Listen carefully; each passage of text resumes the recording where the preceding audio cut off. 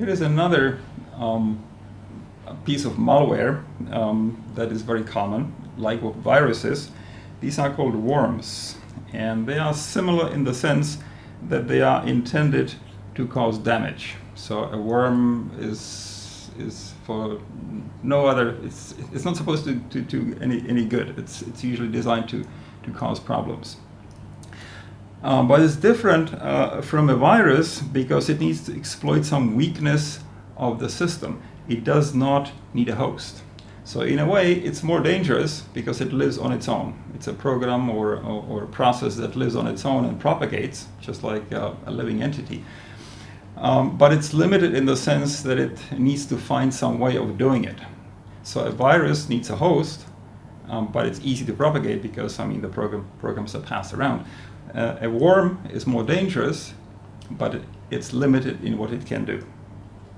So let me give you an example. This is one of the most famous worms that has ever been released on the internet by Robert Morris. He was a student, graduate student at one of the American universities that should remain unnamed. And in 1988, he released a worm into the internet, which essentially brought down the entire internet. So one person, and of course this was a few years ago, was able to shut down the internet I think it was for a few days actually, or at least for a few hours.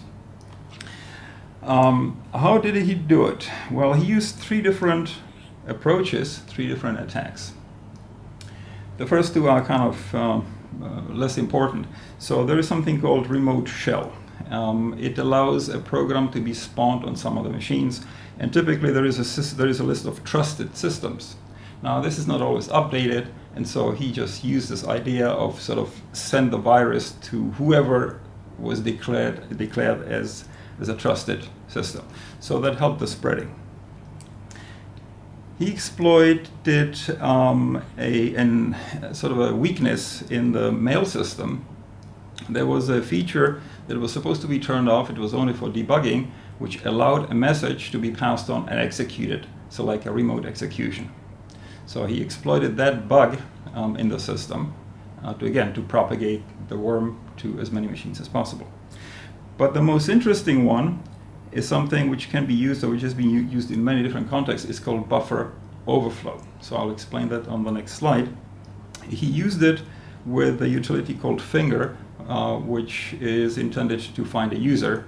Essentially, you're querying a user. But it doesn't matter. The technique is, it works like this. You're essentially overwriting a buffer, and the system doesn't check the length of it, and so you're going past the limit of the buffer, which can cause a lot of damage.